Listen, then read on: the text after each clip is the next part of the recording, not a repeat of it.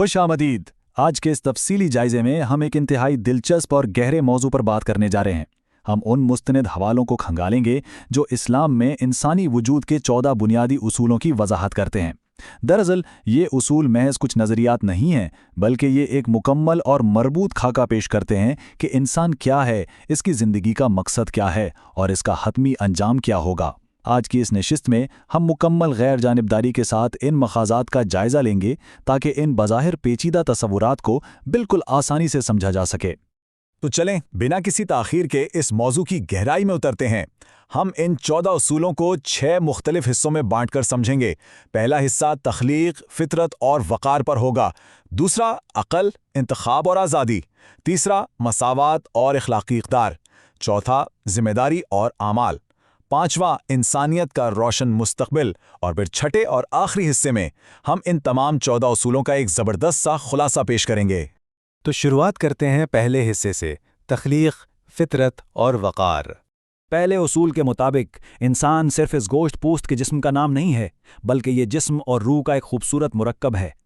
माख़िज़ात बताते हैं कि जब जिस्मानी मौत वाक़े होती है तो जिस्म तो फ़ना हो जाता है, लेकिन रूह का सफ़र रुकता नहीं है। रूह इस दुनियावी ज़िंदगी से निकलकर एक दरमियानी हालत में चली जाती है जिसे बरज़ख कहा जाता है, और फिर आखिरकार क़यामत के दिन उसे दोबारा एक नया वजूद दिया जाता है। अब यहाँ एक सवाल पैदा होता है कि ये बरज़ख आखिर है क्या? माख़िज़ात के मुताबिक बरज़ख दरअसल वो दरमियानी रूहानी दुनिया है जहाँ मौत के बाद और क़यामत से पहले इंसानी रूह क़याम करती है।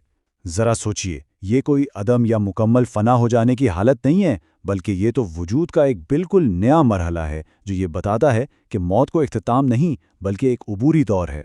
और यहीं से हम दूसरे उसूल की तरफ आते हैं जो कि इंतहाई मुनफरिद है। माख़ूज़ात के मुताबिक इस्लाम फितरत के तसव्वुर पर बहुत ज़ोर देता है। इसका मतलब ये है कि हर इंसान बिल्कुल पाक और पैदाइशी तौर पर सच्चाई की तरफ माइल पैदा होता है।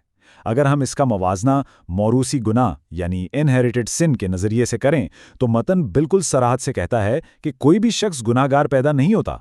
अगर कोई इंसान बुराई की तरफ राग़िब होता है तो वो किसी पैदाइशी गुनाह की वजह से नहीं बल्कि अपने बैरूनी माहौल के असरात की वजह से होता है। बिल्कुल इसी बुनियाद पर 11वां उसूल खड़ा है जो इंसान के पैदाइशी और फितरी वक़ार को उजागर करता है। मतन वाज़े करता है कि इंसान को अपनी तख्लीक के एतबार से ही एक ख़ास इज़्ज़त व करामत दे दी गई है, लेकिन इस वक़ार को बरकरार कैसे रखा जाए? इसके लिए ज़रूरी है कि इंसान सिर्फ़ और सिर्फ़ एक खुदा की बंदगी करे। खुदा के अलावा किसी भी और चीज़, इंसान या ताकत के सामने झुकना दरअसल उस पैदाइशी इज़्ज़त और आज़ादी को तबाह कर देता है ना कमाल की बात? आइए अब दूसरे हिस्से की तरफ चलते हैं और देखते हैं कि ये तमाम चीज़ें आपस में कैसे जुड़ती हैं। दूसरा हिस्सा है अक़ल, इंतखाब और आज़ादी।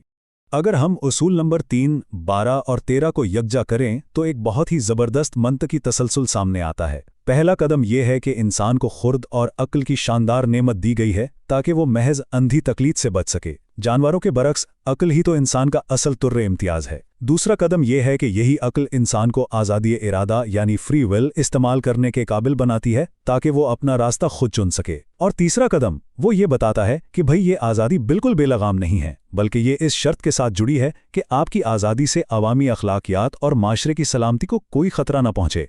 14वां उसूल हमें एक और अहम पहलू की तरफ ले जाता है।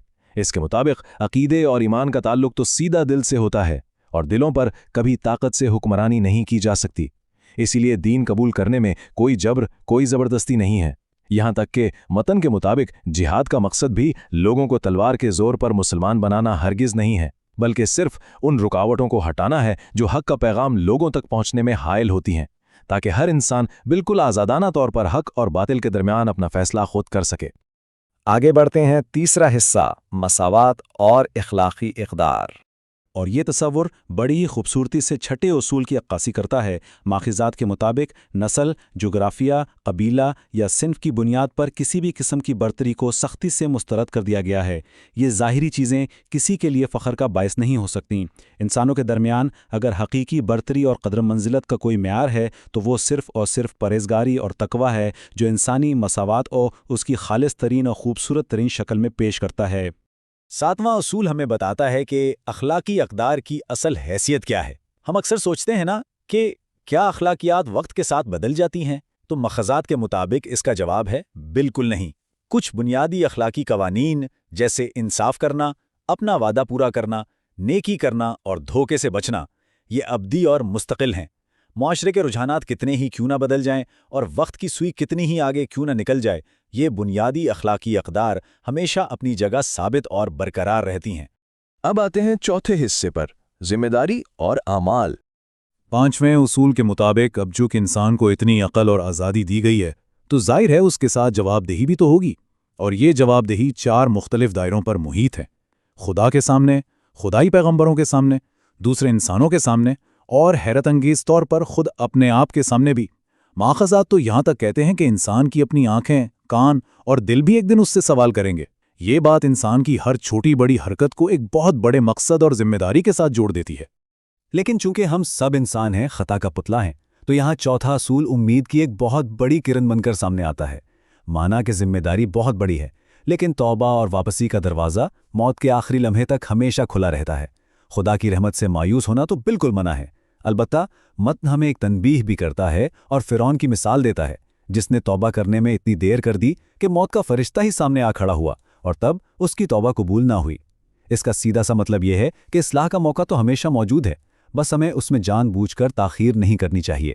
8واں اور 9واں اصول مل کر ایک اور بہت گہرا تصور پیش کرتے ہیں کہ اعمال کا نتیجہ صرف موت کے بعد آخرت میں ہی نہیں ملتا، بلکہ اسی دنیا میں بھی ملتا ہے، اور اسی قانون کو سنت اللہ کہا گیا ہے۔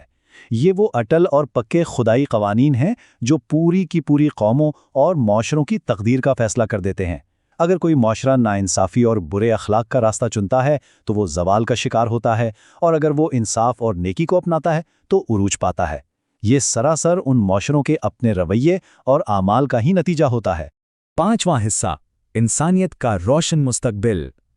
10واں اصول ہمیں مایوسی سے نکال کر ایک انتہائی پر امید اور روشن نظریہ دیتا ہے۔ یہ سچ ہے کہ انسانی تاریخ عدم مساوات اور جنگوں سے بھری پڑی ہے، لیکن ماخذات کے مطابق حق اور باطل کی اس طویل کشمکش کا حتمی اختتام حق کی فتح پر ہی ہوگا۔